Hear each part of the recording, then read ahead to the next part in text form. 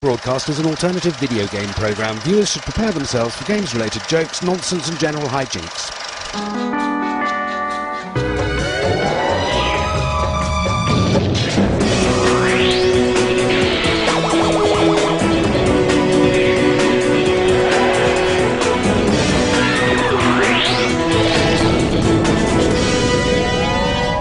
From the alternative world of video games today, an encounter with the Borg in Las Vegas. Can Beyond Good and Evil really better Zelda? The making of an old school classic, and gorgeous Michelle Marsh takes her dance challenge.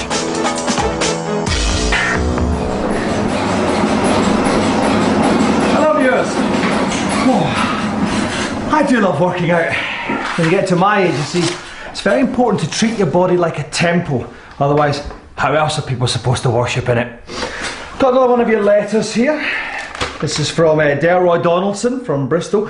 Dear When Games Attack, I think that all games are best. Everybody else in the world thinks I'm an idiot. Who's right? Well, I'm afraid the rest of the world is right in this case, Delroy. 2 words. Hungry Horace.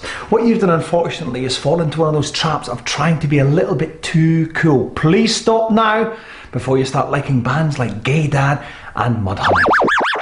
These days, Hollywood are planning big screen versions of everything from Grand Theft Auto to Half-Life, so we thought it wise to strike a cautionary note with our top 5 list of video games that should never, ever be made into movies.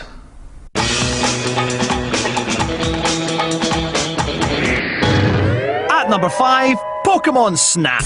This N64 game involves the player taking an utterly pointless quest to photograph Pokemon. There's no adrenaline-pumping car chases here. Instead, you trundle along on a buggy at around 5 miles an hour. Make no mistake, Pokemon the movie would be pish. I mean, as for a finale full of explosions, nudity and special effects, I'm afraid the closest thing to a climax here involves having your pitiful snaps judged by a freaky-mouthed pervert in a shed. Welcome back. At number 4 we have Microsoft's Flight Simulator series. No doubt the press release would describe a movie based on this as a fascinating journey of discovery set in the thrilling world of aviation. The rest of us would call it an excruciating long-haul baby-screaming jam-packed flight to nowhere. Film buffs amongst you might recall that Andy Warhol once made a 21-hour film consisting entirely of the same shot of the Empire State Building. So maybe there's hope yet for Flight Simulator, the movie. Jerry Bruckheimer is probably pitching it right now. Join us later for numbers 3 and 2. Get in! Ah! Oh. Hey, they say that healthy body, healthy mind. We know that's not true. Let me tell you a secret. I've only got 0.04% body fat, and I still find it hilarious when old people fall over in the street. Some more secrets revealed in today's Behind the Game.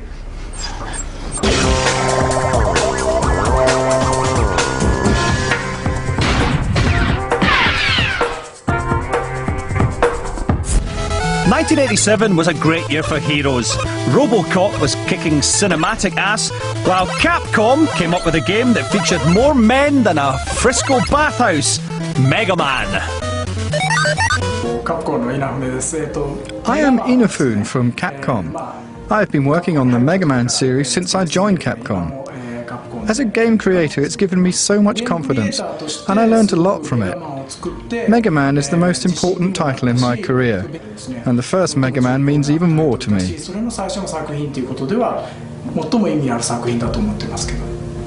Aww. Originally entitled Rockman in Japan, Capcom set out to make Mega Man a superhero who was a little different from the norm.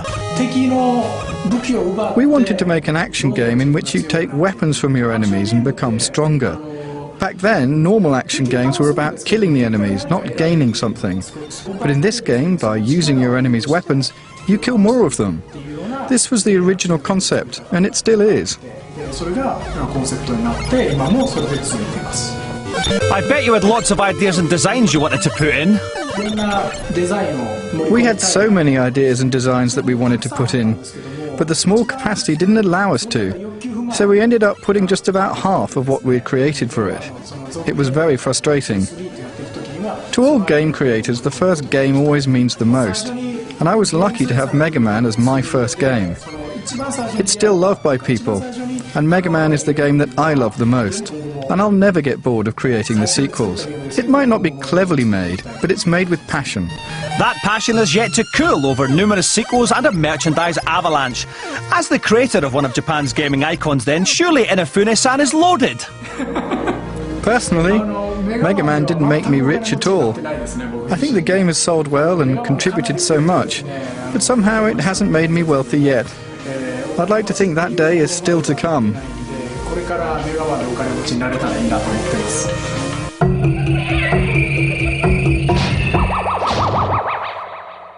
We trawl through tabloids and men's lifestyle mags in search of the hottest ladies to stage our very own Top Totty dance-off. Marsh, Pinder, Pearson, Hicks and Downs. Held over the series, 5 gorgeous girls battle it out to see who has the moves to match their curves. Our look at the table shows little Kaylee Pearson ahead by a country mile with nearly 2 million points. Behind her, Katie Downs is racked up 303,000 and change, and Joe Hicks a bit less. Yes, it is all mine and it's all bought and paid for. Well, as you can see from the shirt, it means it's time for me to get my freak on with another lovely lady who's got an economical attitude to her clothing, shall we say.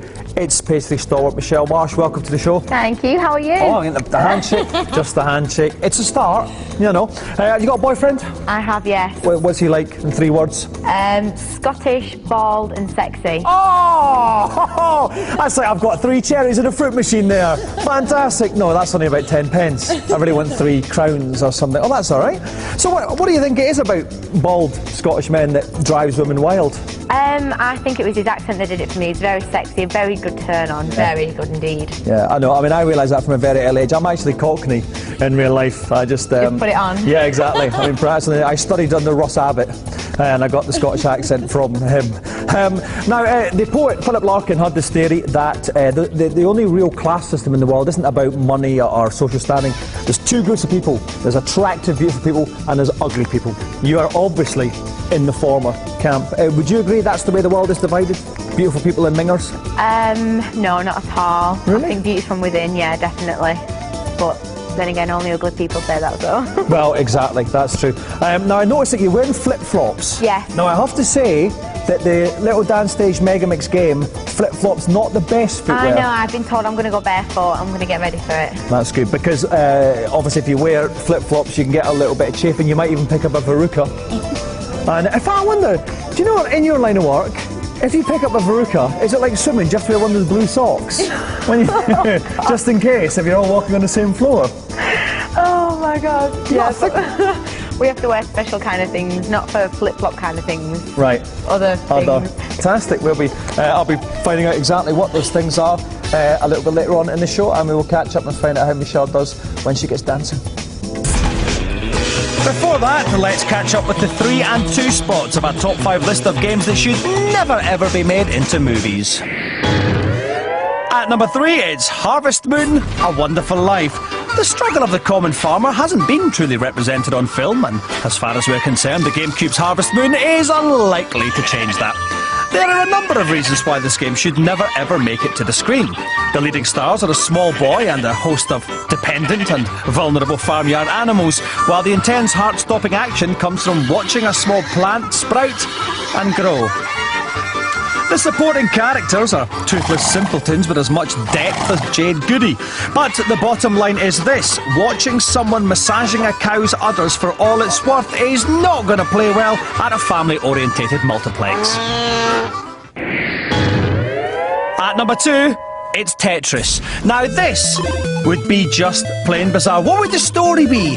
A loving romance about the emotional connection between one block and another?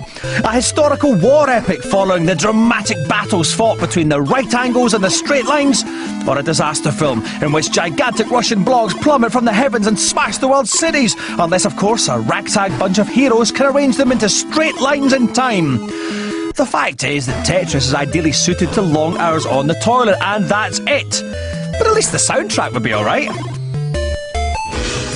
The game nestling guiltily in the number 1 slot will be revealed in the second part.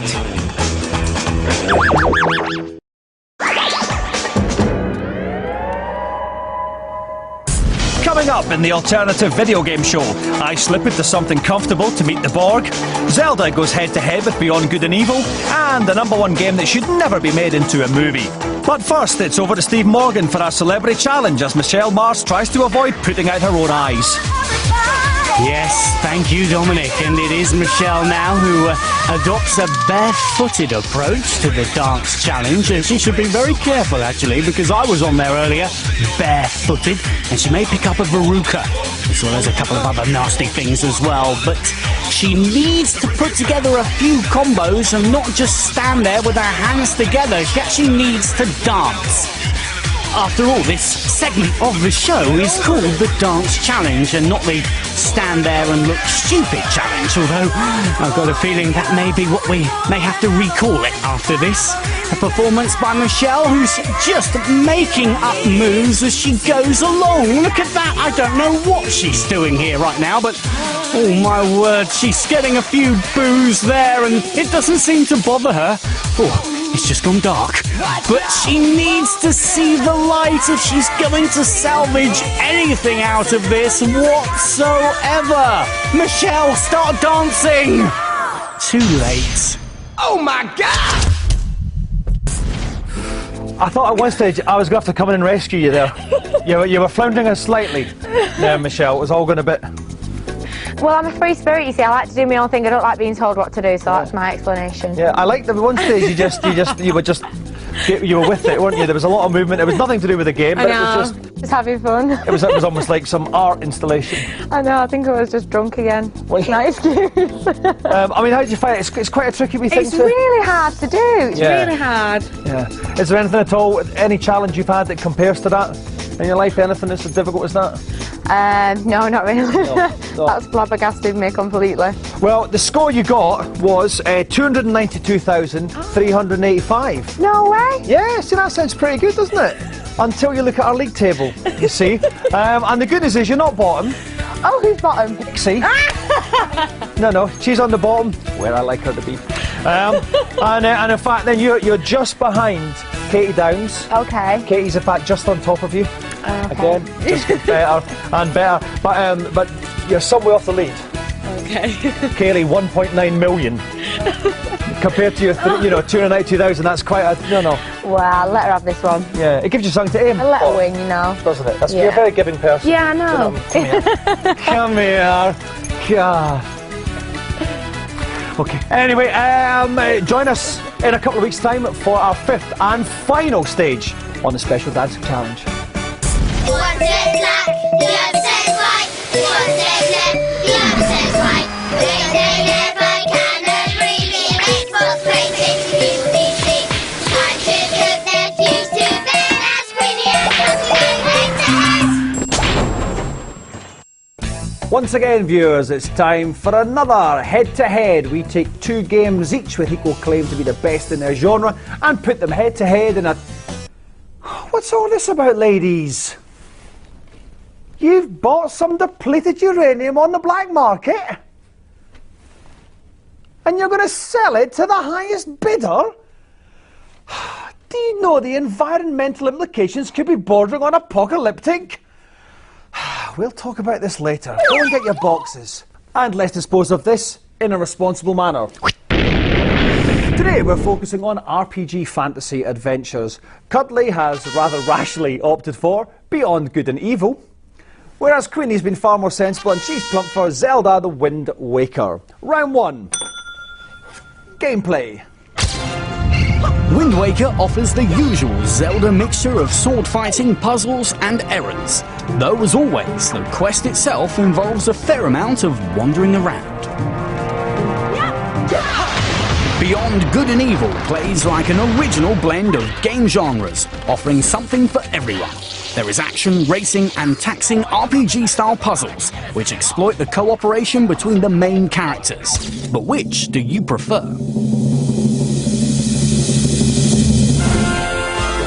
57% of the 100 gamers surveyed said Zelda the Wind Waker had the better gameplay. Round 1 to Zelda. 2 rounds to go. Congratulations, Queenie! The gameplay of Zelda, a thrilling roller-coasting ride of emotion. The gameplay of Beyond Good and Evil, not. Round 2. story. Zelda the Wind Waker resurrects the well-trod story of a courageous young boy who's destined to become a hero and save a helpless princess. It's a classic tale that holds few surprises. Beyond Good and Evil story sounds like it's taken from a Terry Pratchett novel, with an absurdity that has won favour with fans. Flying fish, a talking pig, and an Italian hologram all feature in a story about intergalactic war and TV news reporting. But which approach do you like the best? 71% of you said Beyond Good and Evil had the better story, meaning it pulls even in round 2. One more round to go. Congratulations to Cuddly then, who's drawn at level by winning the story round. Hey, you know how you did that, don't you? Because people out there are mental.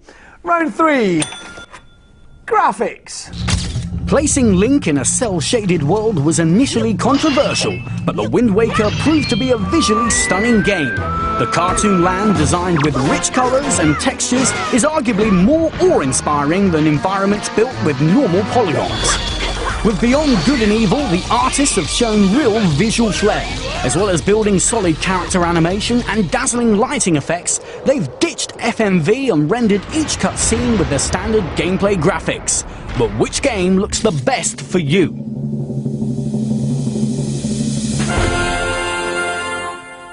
%62% of those surveyed thought Zelda the Wind Waker had better graphics. Round 3 to Zelda.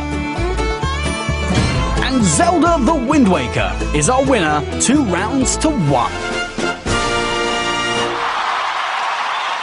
And congratulations, Queenie! Tonking it with Zelda there. I know, commiserations to you, Cuddly. But the fact is, Beyond Good and Evil is a rubbish game. You didn't stand much of a chance. So because of that, we're not going to give you a forfeit this week.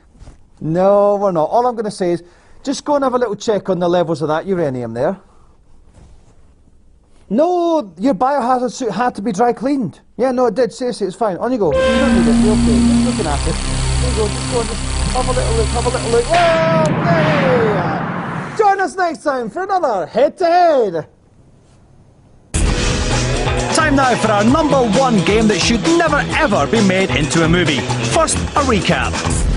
At number 5, Pokemon Pish. At number 4, the ever so slightly dull Microsoft Flight Simulator the movie. Number 3, Animal Farm Antics. No, not that one. In Harvest Moon, A Wonderful Life. At number 2, the cinematic spectacle of falling blocks in Tetris. But the number 1 example of a game that should never be made into a movie... Enter the Matrix. It's hard to imagine how appalling a movie based on Enter the Matrix would be. Picture endless fight scenes, each one gorging on naff slow motion. Imagine characters called Ghost, Naomi and Morpheus, who are sad enough to wear sunglasses whatever the weather. And imagine, gentle viewers, if you will, actors so wooden that you're expecting a small army of Central European lumberjacks to emerge over the horizon and cut them down for timber. Damn it, Naomi, what are you doing? Actually, I have to confess, unlike the production team, I like the sequels, but I'll say anything for a gag. America is still a country of dreams. Why, even today, a penniless immigrant can turn up on the shores with nothing but hope in his pocket, and within a week he'll be a millionaire. Likewise, a plucky presenter can turn up at the airport with nothing but a vague desire to dress up and act silly, and within a week, he'll have a feature.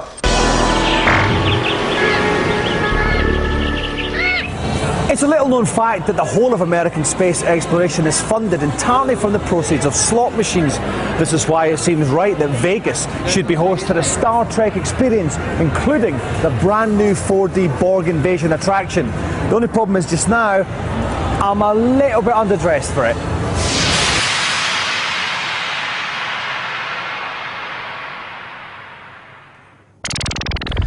Feeling considerably more feminine, I took my rightful place as one of the 24th century's most envied fashion icons.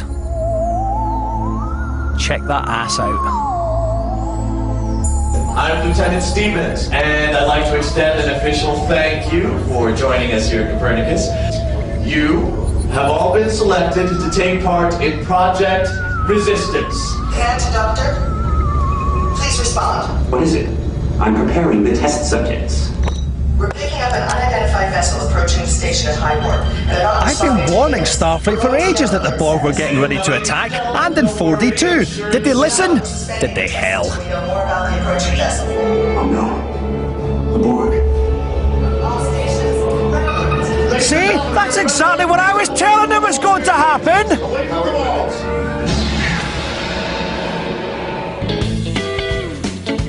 Borg Invasion 4D complements the already superb Klingon encounter attraction at the Hilton. As before, it's a surprisingly effective blend of live action and high-tech cinema. As usual, the Borg Queen is played by actress and MILF Alice Krieger, who appears to be delightfully barking. She will be right there, talking to each individual member of the audience, preparing them for assimilation.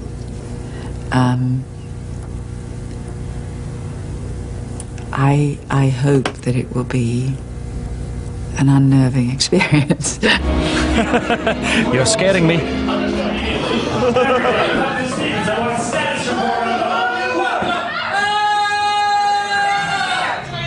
Once the main live-action part of the attraction is over, the audience settles down to a giant screen 3D movie with a few added surprises. The added element of the interactive chairs that the audience sits in, which will sort of, I think, surprise and shock them in ways that they haven't been engaged before. Yeah, like being sprayed in the face with what I can only assume and hope is Borg juice.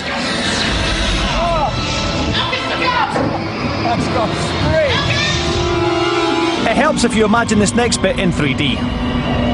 I really fancy it.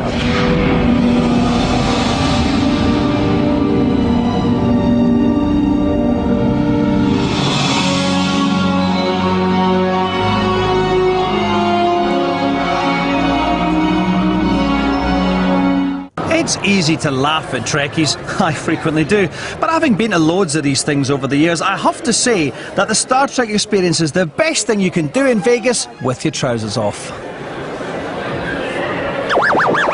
Oh, you're loving this, baby, aren't you?